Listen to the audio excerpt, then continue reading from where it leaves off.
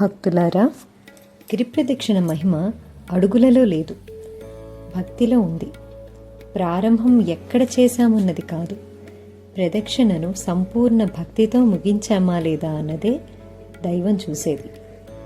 ఆలయ అర్చకులు తెలియజేసింది ఏమనగా, కొండ చుట్టూ ఉన్న ఏ ప్రదేశం నుంచైనా గిరి ప్రదక్షిణ ప్రారంభించవచ్చు. అయితే ఒక నియమం మాత్రం తప్పనిసరి. ఎక్కడ నుంచి ప్రారంభించామో అదే ప్రదేశానికి తిరిగి చేరుకుని ప్రదక్షిణను పూర్తి చేయాలి. గిరి చుట్టూ వేసే ప్రతి అడుగు పాపరక్షణార్థం. ఒక మెట్టు, ప్రతి గోవిందనామం మీ మనసును పవిత్రం చేసే యజ్ఞం. కాబట్టి సందేహాలను పక్కకి పెట్టి నియమంతో, నిష్ఠతో, నామస్మరణతో గిరి ప్రదక్షిణను చేయండి.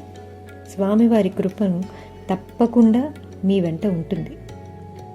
జై శ్రీ వరాహలక్ష్మీ నరసింహస్వామిని నమో నమః.